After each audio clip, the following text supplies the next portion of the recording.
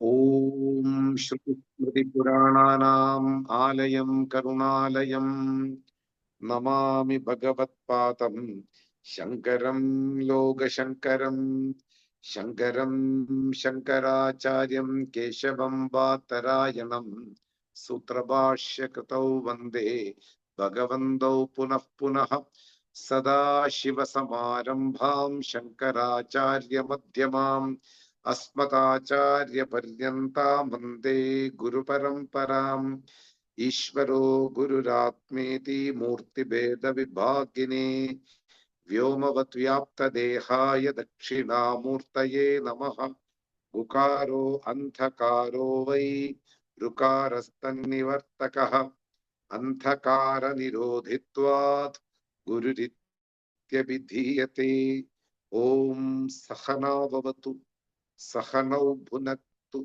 सह वीर्यं करवावहै तेजस्विनावधीतमस्तु मा विद्विषावहै ॐ शान्ति शान्ति शान्तिः ॐ भद्रं कर्णेभिः शृणुयाम देवाः भद्रं पश्येमाक्षभिर्यजत्राः स्थिरैरङ्गैः सुष्ठुवांसस्तनूभिः व्यशेम देवहितं यतायुः स्वस्ति न इन्द्रो वृद्धश्रवाः स्वस्ति नः पूषा विश्ववेदाः स्वस्ति नस्तार्क्ष्यो अरिष्टनेमिः स्वस्ति नो बृहस्पतिर्दधातु ॐ शान्ति शान्ति शान्तिः. We are seeing Māṇḍūkya Upaniṣad and we are in the second section. We already completed the 19th verse. Now we have to move to 20th verse. The theme of the Upanishads are same. The jiva, which is inside this human body, the finite consciousness, limited consciousness, is not something go through death and birth. It is the eternal consciousness, Brahman, that supreme consciousness. This is the theme of every Upanishads. So once you study one Upanishad, it is very easy to go through the another Upanishads also. Because there is only one purpose for all these Upanishads, or we can call Vedanta. Only one purpose. What is that purpose? Make the person to know you are eternal. Make the individual to know you are the infinite happiness Brahman. Make the individual who is the seeker to know that you are not going to have any kind of death and birth. You are not going to have any kind of pain or any kind of human body issues. In simple word, it includes everything: diseases, getting some disturbances in the mind, everything. We are free from all these things. How? By knowing the supreme reality. We know that on the supreme reality, we impose the body consciousness. We impose the body consciousness. Jivatma Buddhi in Sanskrit. I take myself, this body is mine, and I am this body, and I have to go through all kinds of pains and worries in my life so that there is no end for that. This is the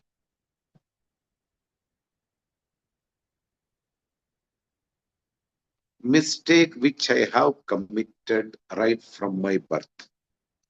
This is being clarified, cleared, and eliminated by giving the right knowledge about oneself. This is the mission of each and every Upanishads. We call it liberation. In Sanskrit, it is called moksha purushartham, moksham. Totally free from all kinds of body limitations and also my notions. When I am the infinite consciousness, I need not to worry myself regarding the issues to be which are pertaining to my body. It will come and go. That is why Lord Krishna also in the Bhagavad Gita, he says, Agama apayinaha. If a worry comes in the morning, it has a time to stay with me and it goes without permission. I need to just witness all the pain. I need not to take individually all the pain.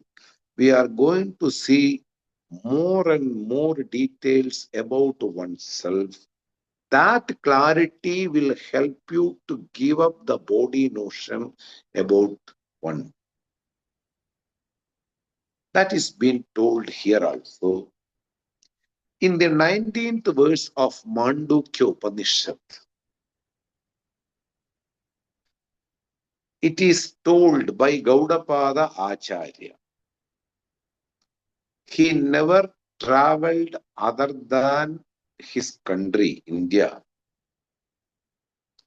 But he himself know that there are mistaken ideas floating around in my nation and also all over the world regarding the supreme reality. As a person who do lot of meditations and spiritual disciplines in one's life, it is very easy to see what is yet to come, what is already gone, what will be in the next second.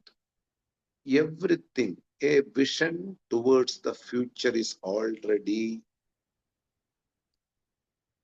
available for a meditator who go through meditations and spiritual disciplines. Gaudapada Acharya is a extreme teacher in Vedanta because of his finances, what he has done, what he has studied. And he is a extreme teacher of Vedanta. Contemplation in the subject matter was in the top level, so that he can see a verse which will pass through centuries and it will retain its value forever. It is not a verse only for the current situation. That verse will pass through centuries and it retain its value for even even in the coming days. That type of verses he has written, which will be effective for an individual at any time. It will make an impact on an individual at any time. We are all from different religions. If not, it's okay. But we know the beliefs of different religions in a general way. Every religion consider their deity is the supreme reality in the world. And we know that. India having different religions all around. Even though I believe in my religion, I have certain ideas regarding other religion and its beliefs. Christianity believes Jesus being the creator,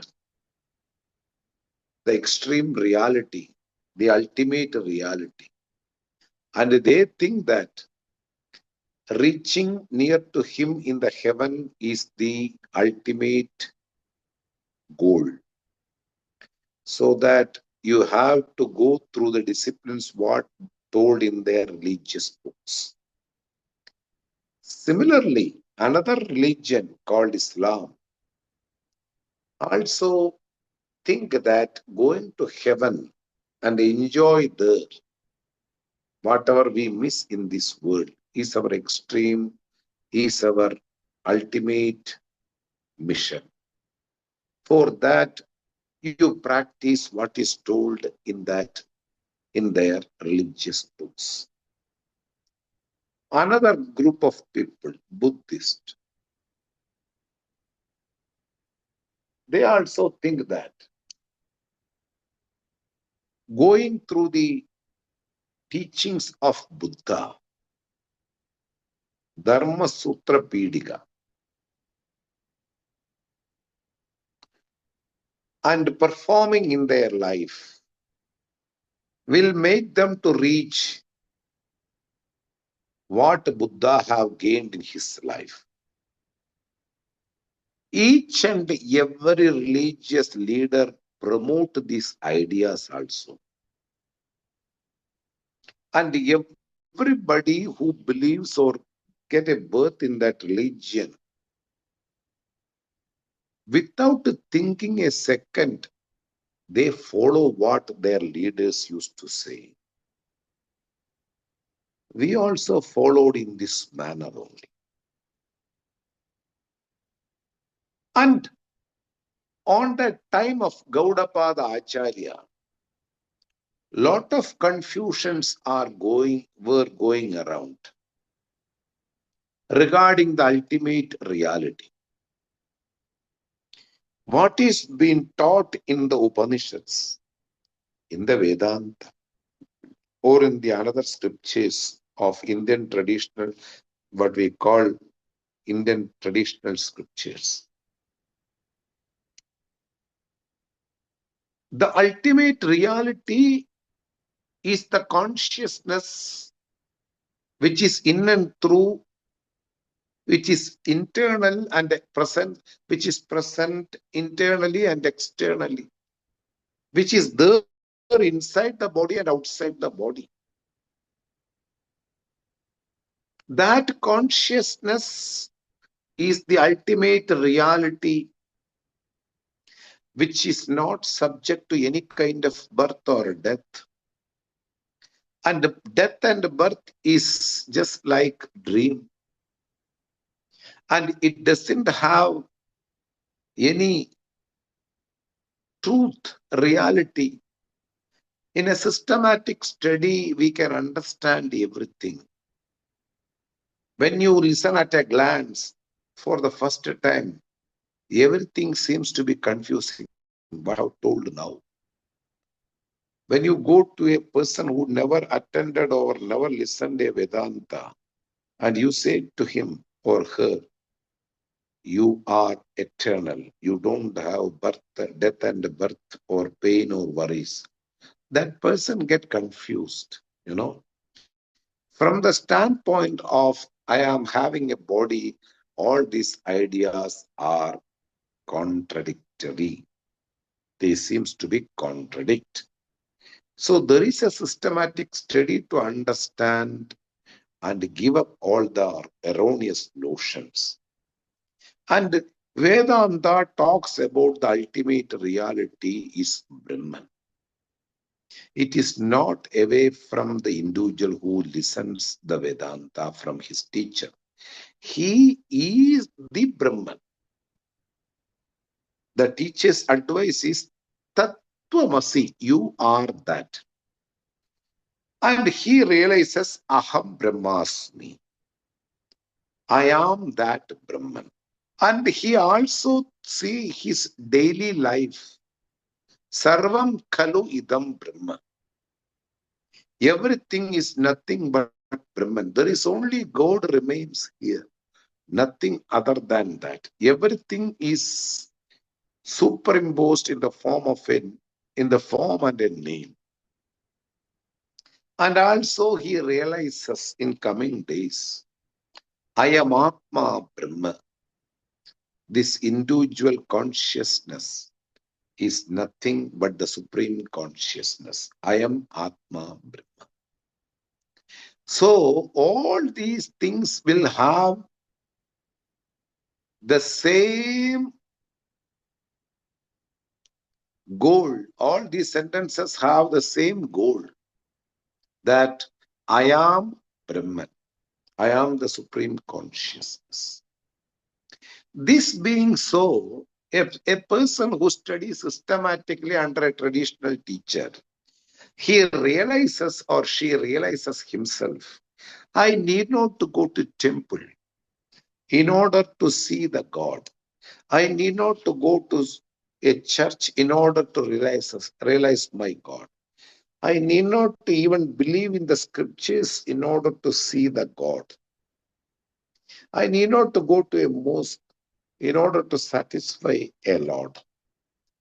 This is the ultimate gain of a person who studies under a traditional teacher. He sees everything as his Lord and himself. Just like water being the steam, water being the vapor, water being the ocean, water being the dewdrop, water being the river, lake, etc., etc.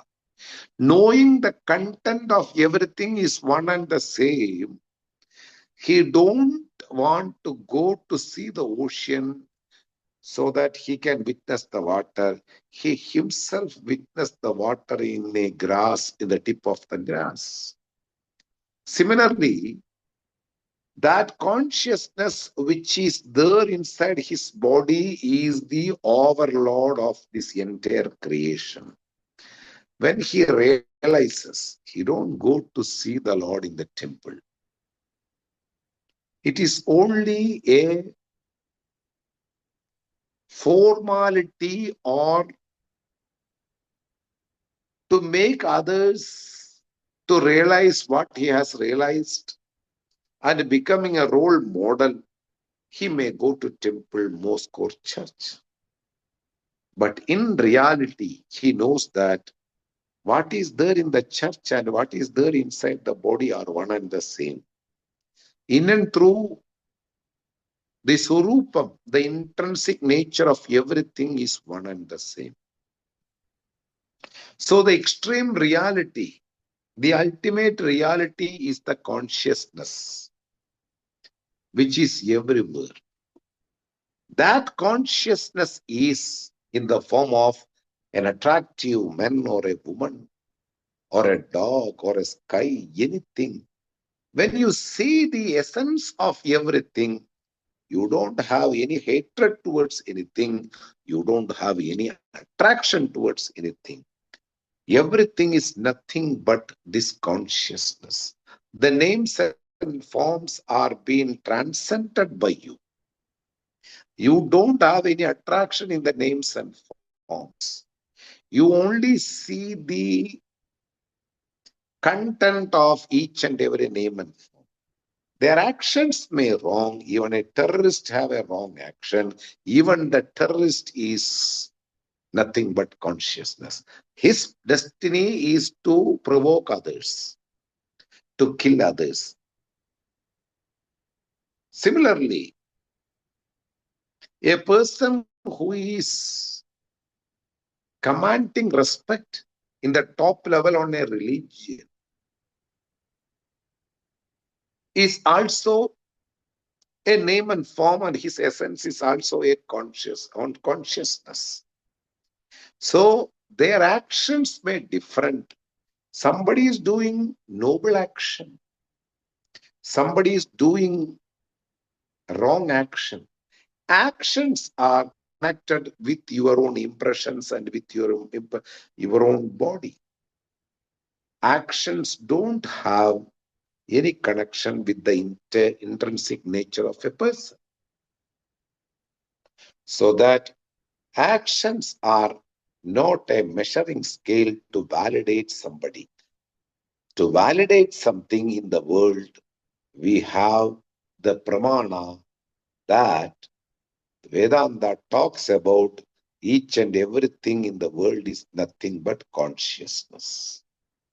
This is the ultimate reality. The jiva, the individual, and the cosmic are nothing but one and the same. The ocean and the dewdrop are nothing but one. It means that the content of both are one and the same, the water. This is the knowledge actually to be understood, to be gained, to be realized. I may differ in different countries. I may differ in gender. I may be female. I may be male. I may be living in a different country. My date of birth is different from others. Everything is dissimilar when we look from our standpoint of body. But all these dissimilarities are imposed on one and the only consciousness. Thus, knowing this, a person get liberated while living itself. He is free from all kinds of body notions and limitations, and the bondages were laying inside the mind. Oh, I am a woman. I have a lot of issues. I have to satisfy this guy. I have to satisfy my children. I have to perform my job. Lots and lots of thoughts regarding the body were the limitations. Now I am free. I am non-enjoyer. I am non-doer. There is no enjoyership or doership from the ultimate standpoint if we look oneself. From the standpoint of body notion, I am a doer. I have to do, my responsibilities are there. But without any pressure, a person do everything. Let it be there. Now come to the meaning of this verse. The ultimate reality is misunderstood by the foreseers, by the thinkers, and by the people who meditate upon the reality. A partial understanding make them to confirm that this is the ultimate reality in the world. Like the blind people visiting a zoo and touching an elephant and confirms that the shape of the elephant is like a pillar. The shape of the elephant is like a tube. The shape of the elephant is like a sweeper. Similarly, all these things are there in the elephants, and it's all only organs. But the people misunderstand that elephant has the shape what I have touched and witnessed. The same way, not knowing the whole vision about the reality, not getting the whole vision about the reality, the people who are living in the pursuit of living in the spiritual pursuit and doing lot of tapas, they came to know that few things in the world are the creator or the ultimate reality, and it is also told in the scriptures. This is their confirmation, and they consider this, and they preach this. They taught to their disciples. This was the biggest mistake ever committed in the nation, and he quote all these mistakes and make it clear. Pranadibihi anantaischa bhavaihi etaihi vikalpita. The ultimate reality is misunderstood in different things like prana, the vital force, etc. A foreseer, a meditator got an idea that the vital force which sustains our life is the ultimate creator if we look from the standpoint of creation. Without the vital force, nobody can survive more than a minute. And it is also told in the Upanishad. Few Upanishads quote that vital force being ultimate reality. See, when the Upanishad quotes the vital force, it is only for the purpose of meditating upon the vital force. Namaste Vayo Tvameva Pratyaksham Brahmasi. O Lord, who is in the form of vital force, you are the one who is controlling and helping the whole creation. By your blessings, the whole creation is going in a proper. So these sentences are to be understood properly, even though it is told in the creation in the Vedanta.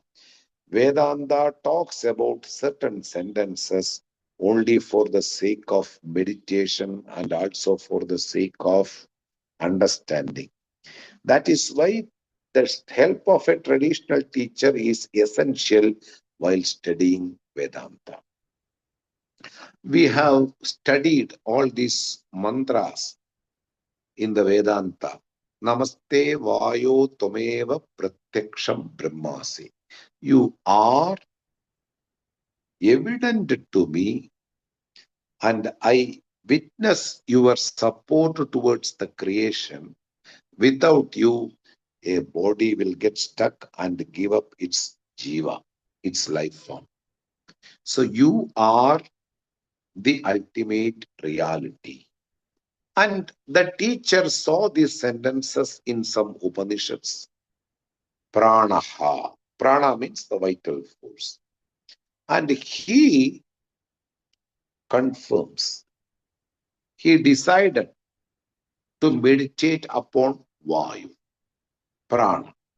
And also he taught his disciples Prana is the ultimate reality.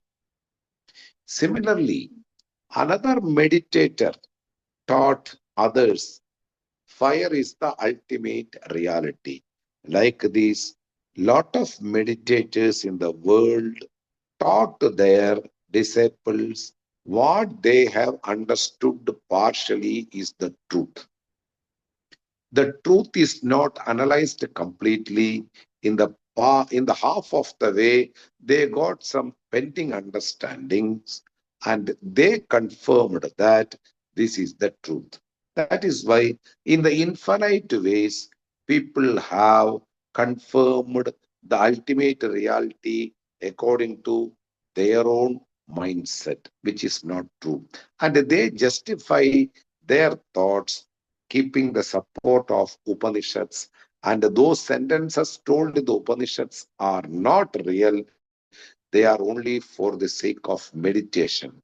Those sentences which are used for the sake of meditation, cannot be the vision for the ultimate reality. Thus, a person misunderstood something as the ultimate reality and he taught his disciples, and they got some gaining, they got some achievements also. They accomplished certain things in their life by meditating or by believing the truth is the vital force, the truth is the fire, etc. etc. I already mentioned you in the last class. Remember, they are not completely false.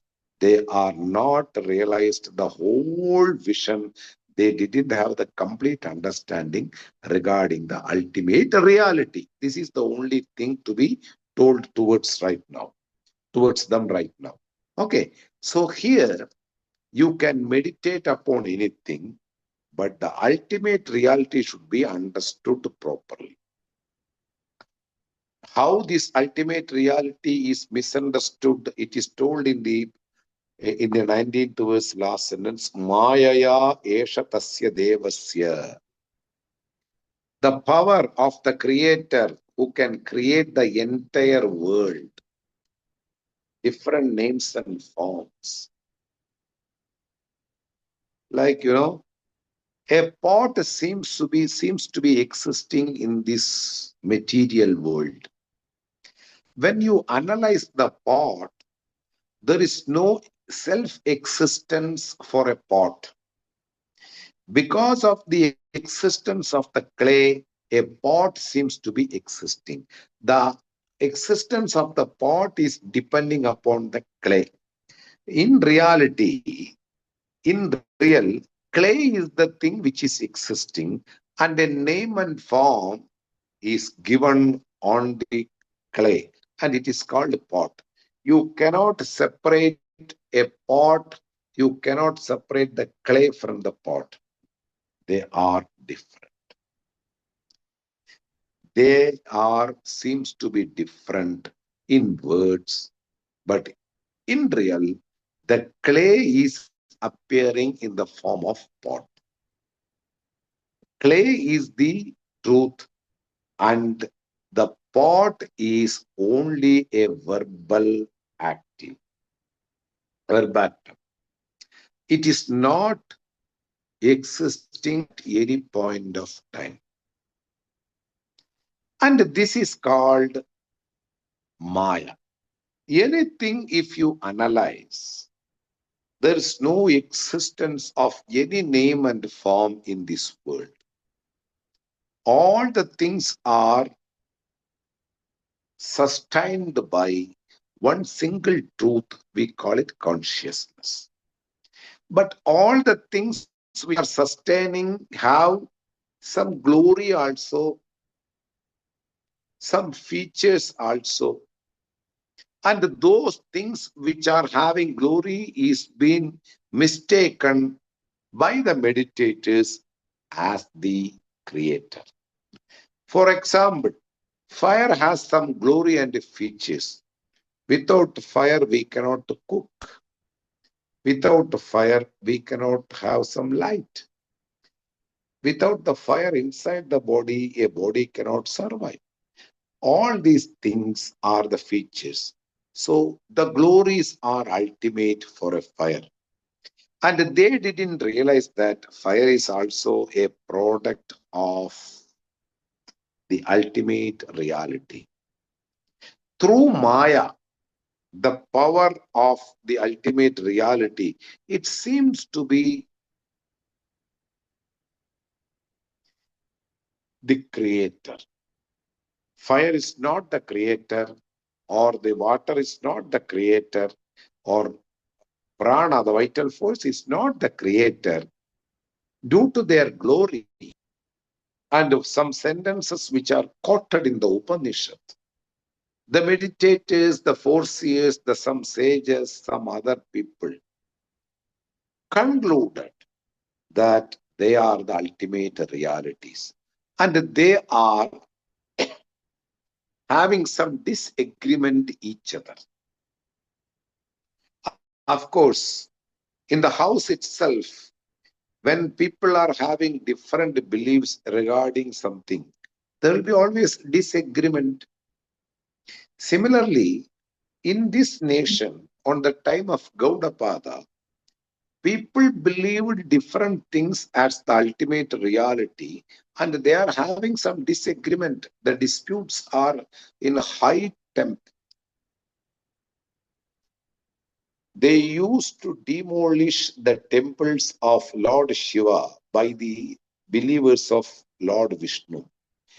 And the temples of Lord Vishnu are demolished, were demolished by the believers of Lord Shiva.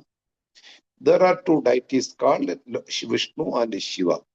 These things happened before centuries in this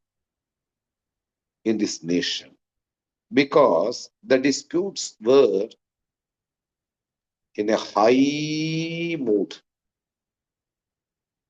They don't believe what others believe, because their guru, their teacher already told which is the ultimate reality.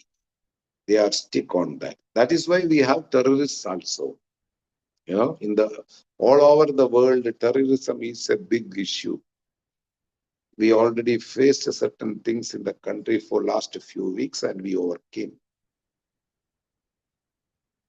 The point is, our beliefs may have some defects.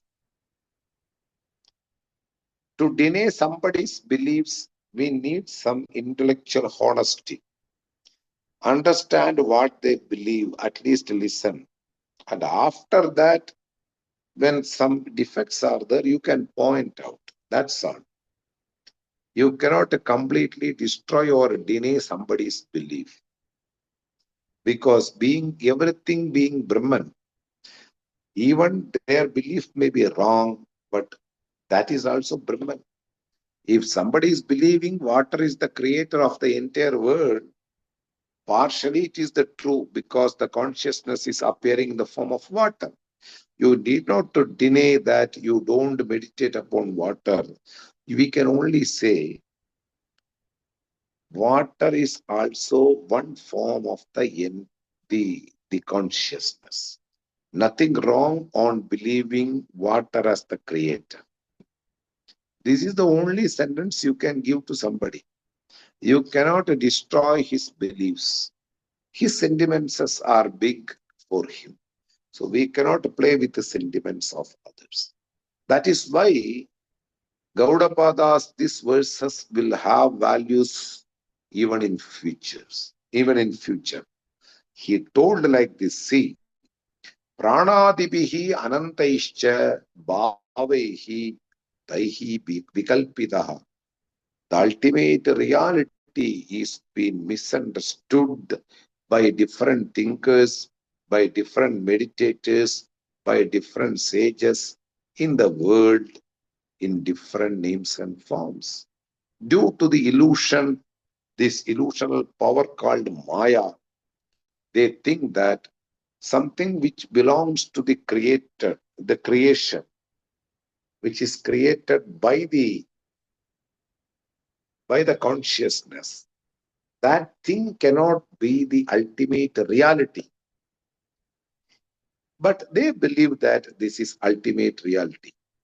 Even they believe reaching heaven is ultimate reality, because more conducive situations are there compared to the present situations. So that whatever they cannot enjoy in this world right now, they want to enjoy after reaching the heaven. So that few scriptures promote that in order to reach heaven, you kill non-believers, which they don't follow your path. Those people, if you kill them, you will reach heaven. Or if you destruct somebody's temple, you reach heaven. And few people cause some destruction for the other believers like that. What I believe is true, and it is there all around the world. You don't believe in these things, so that I am going to distract you. I am going to demolish your beliefs. That sentence itself have some defect, If everything is what I believe, why should I demolish? Why should I destruct something? Because that thing also the entity which I believe. So, lot of confusions are there. So, understand properly these verses in its own way, then the overall vision will be very clear. Now, the Gaudapada says that different meditators, sages, and thinkers believe certain ideas which are already inside the creation are the ultimate realities, which is not true. Due to Maya, they have some glories and features. It doesn't mean that they are the ultimate realities. And on that time of his Gaudapada Acharya's time, what were the ultimate realities believed by the meditators and thinkers? He lists here.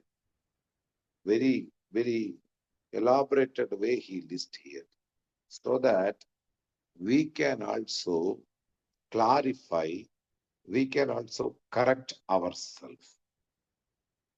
Remember, those people are also in our own path. They are bit back. They are believers of Vedas. They are believers of Lord. They are not Nastikas, non-believers. They are believers. The only thing is that overall vision is pending for them. They take the partial vision and they follow what is told or what is understood from their guru, who is having a partial vision regarding the reality. What are the partial vision?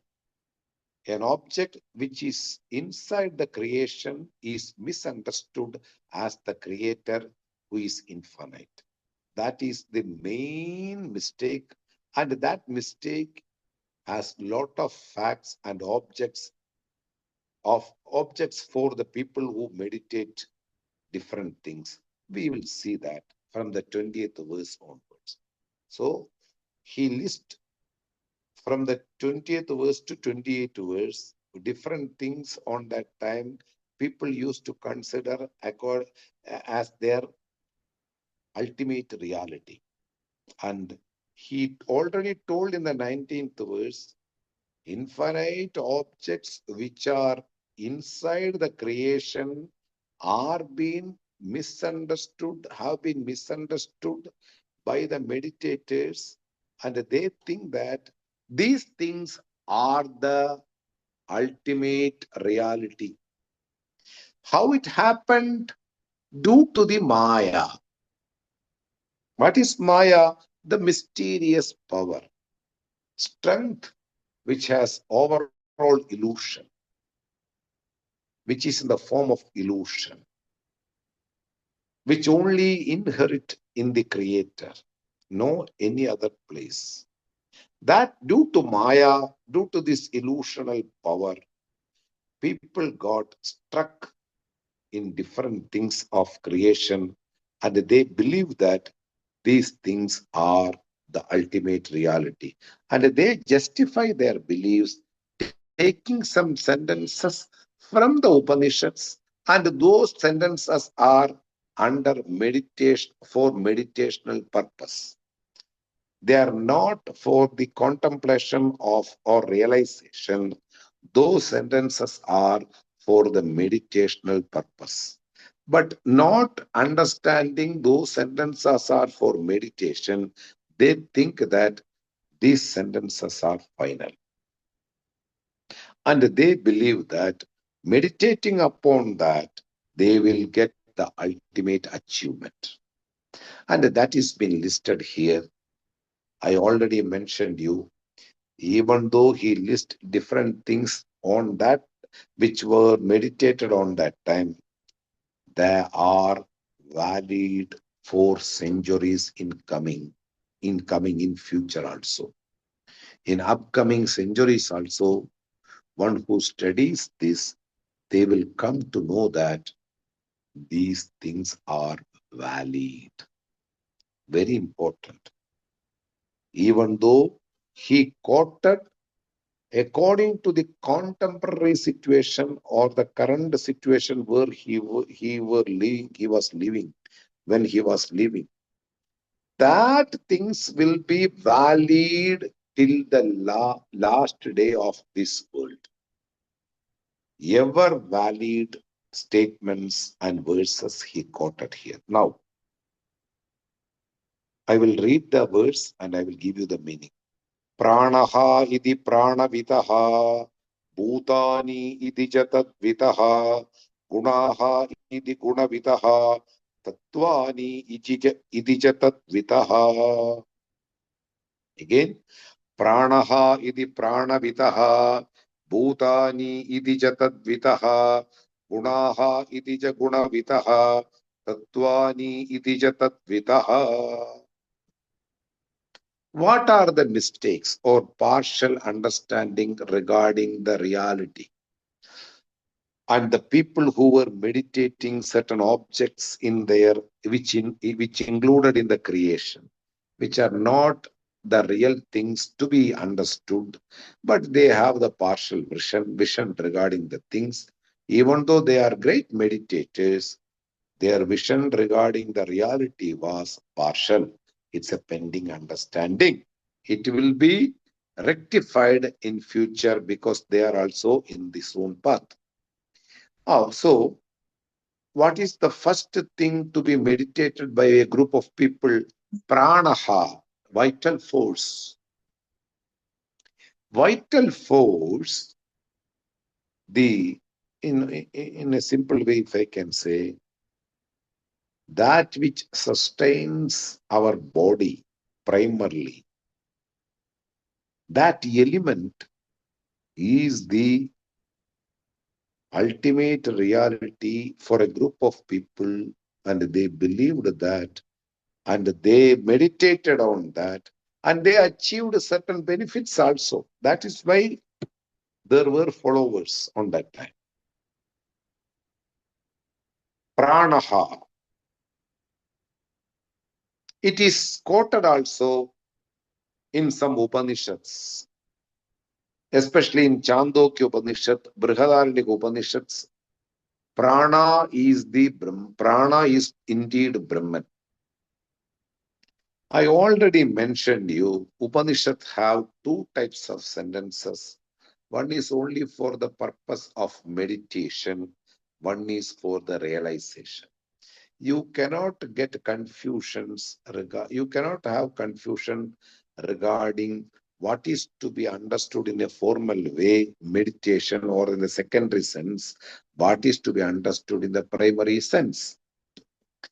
Brahman being the ultimate reality and which is the central theme of Upanishad, the Upanishad wants to make somebody to focus towards these sentences. They should have a proper mind. In order to gain a proper mind, they should have some meditations. And those meditation can be different things which are very much connected with their life. And Upanishad talks about the features and glories of prana. Then the person who has strong commitment towards the reality understood that vital force is being discussed by the Vedanta, which is an ultimate reality. Thus, he started meditating upon the vital force. He misconcluded that the vital force is the ultimate reality. Those people are called pranavidaha. Remember, there will be some benefits. Any noble action will not end without any benefit. Meditation is a noble action. And the people who do meditation, a person of noble act will never miss any benefit, You may be missing the obvious or missing the real fact, But you are on that path because Brahman is in the form of vital force. Even though they don't know Brahman, they love to meditate in the form of vital force. That is why devotees are there who believe in Krishna. Devotees are there who believe in Shakti. I'm talking about Indian culture, There are temple for lords, there are temple for lords, and different lords are being loved by different devotees. And they believe that their devotion gives more benefit than any other devotions or devoting on any other deities. So that they stick with Lord Krishna, somebody stick with Lord Shiva, somebody stick with Lord Shakti, even somebody stick with some individual forms like Matajis, or Divya Purushaha, superpower human beings, all around the world you will see, different popular personalities of spiritualities, and they have foundations, they have associations, they have schools, they have ashrams, and they believe that this superpower personality is the incarnation of extreme reality.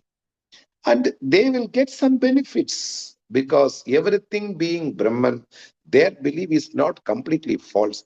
They only miss to know what is the extreme reality. So, pranaha iti pranavidaha. Few people believe that prana, the vital force, being the extreme reality, and they will be followers for that because their Guruji, one who entertain in this meditation of prana, will also teach other disciples that meditating and understanding prana is the ultimate reality. From that, they gain some benefits also by living also, and after giving up the body also. Fine. It is not the ultimate realization or liberation. This is also a kind of liberation. Bhutani iti cha tadvidaha. Elements, space, air, fire, water, and earth. These five elements and the constitution of these five elements are the ultimate reality. There are people even now enjoy with this body, elements coming together and you gained a body. Why you should give up of eating a duck or a chicken? Enjoy with this body. We are here to enjoy. Elements are the ultimate reality. There is no sin, there is no merit or demerit. It's only for the sake of enjoyment we are here.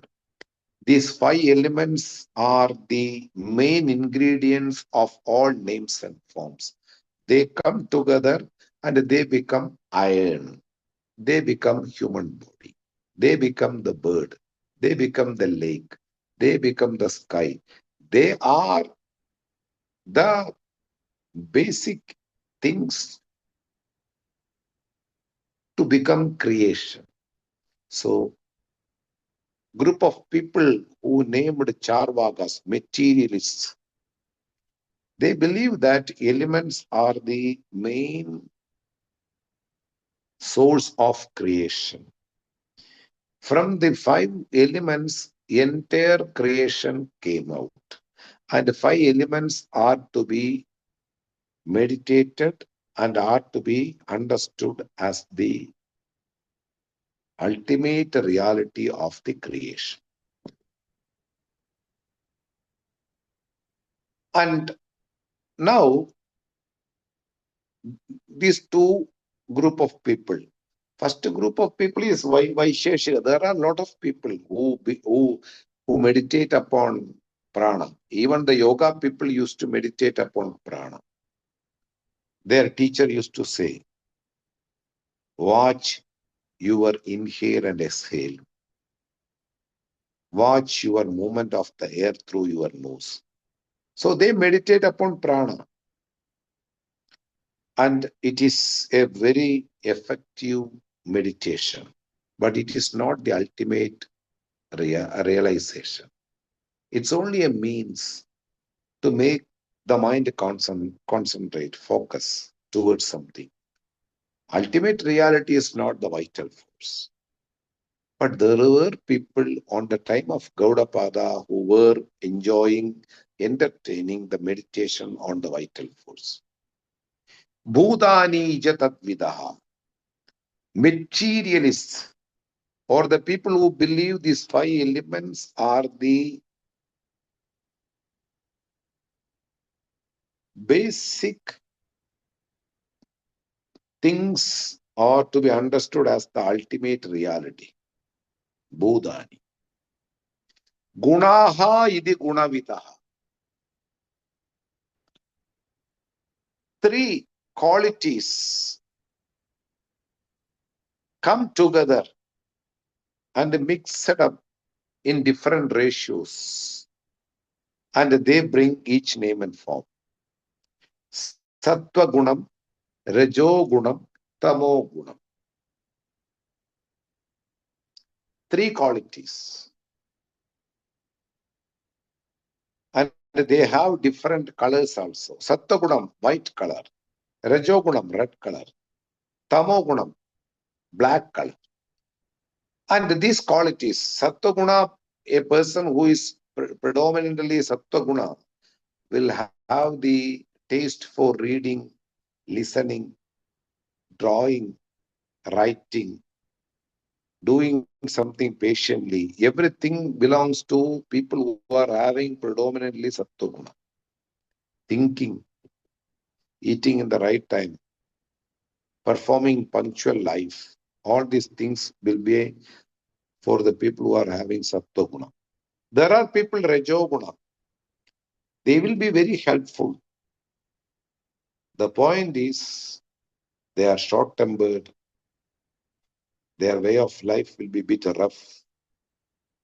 They have some capacity to dominate others. They will protect others.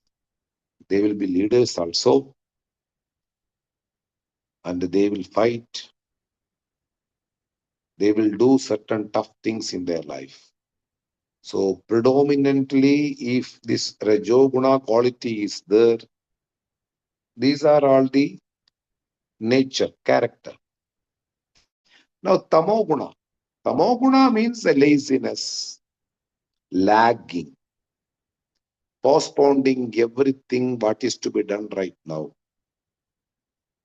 eating in an improper time, sleeping in an improper time, wasting time. All these things are also there in the Tamoguna quality. And everybody have these three qualities. They are mixed up in different ratios in everything. A rock is predominantly Tamoguna. That is why it cannot understand any temperature. It won't think. It will be staying there all around of year. Rainy season, spring, summer, autumn. The rock will be staying in the same place. It's just like as though it is lazy, It don't want to move. Everything in the creation is being covered by these three qualities. This is called Tamo Guna. The last quality is called Tamam, Tamas. You people are familiar with all these words, I think. And there are people in the world, like one school of thought, Sankhya, people think that there are two power in the world, in the creation. One is Purusha, a male power. One is Prakriti, a female power. And this female power is covered by these three qualities. Whatever we have listed up to this now, all are Dvaita Chintakaha, dualistic, believers of duality, which don't have any end, No need of any book to believe, to make us believe duality, because we are separate already. I see you separately from me. What is the point of a book to make sure that we are having different things in the world? We are already we are already witnessing different things around me. There is no need of any scripture to establish duality. Duality is a direct perception. If something other than that, if something unique is that, there should be need of a scripture. Non-separateness is the real thing, so that we have a scripture. In order to propel the duality, we don't need any scripture. It is already witnessed by my eyes. You are separate from me. My dog is separate from me. Birds and trees are separate from me. So duality is established by direct perception. What's the point of a scripture? These people, Sankhya people, commit a mistake. Purusha is there, Prakriti is there. And the Prakriti have three qualities. There is a school of thought called Sankhya on the time of Gaudapada onwards. And they believe these three qualities are maintained by the female power. And these three qualities are there in the entire creation. This is called Gunavitaha. They meditate upon these three qualities and they pray towards the Prakriti. All these things are partial understanding regarding the reality. Gunaha idi Gunavidaha. Tattvani idi Tattvavidaha. Now, he listed Gunaha, two strengths are there in creation. This Tattva people list that three strengths are there in the creation. What Vedanta says, there is only one thing. Ultimate consciousness is the only reality, and on that reality, different names and forms are superimposed. But they say that there are three ultimate realities, and these ultimate reality created a lot of things. But Vedanta says that there is no creation. Creation is only a superimposition, like in a cinema theater. In that screen, lot of things seems to be existing which are untrue. This is the vision of Vedanta according to the scriptures, what is told in the Vedanta. But there are confusions for other schools of thought. Tattvani idija tattvavidaha. They say that Atma is there, Maya is there, and Shiva Tattva is there. Some people say Vishnu Tattva is there. So three different strengths came together in order to create this world. This is another belief of confusion. Why Gaudapada list all these things? To take away our beliefs if we have taken all these things as real. That is why all these verses will have values till the last day of the world. These verses are highly propagating the reality about the consciousness. More we are going to see in the coming class what are the misconclusions of the meditators regarding the ultimate reality. Their partial vision is listed in more verses. We will be seeing in the next class.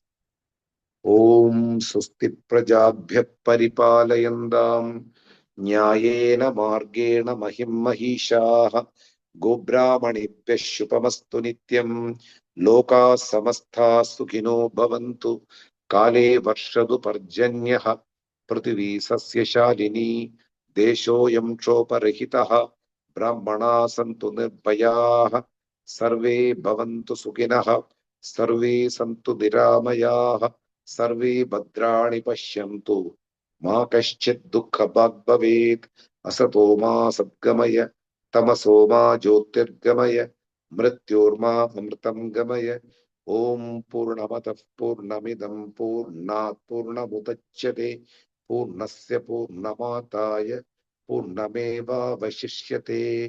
Om Shanti ശാന്തി ശാന്തി. ഹരി ഓം. ശ്രീ ഗുരുഭ്യോ നമഃ. ഹരി ഓം.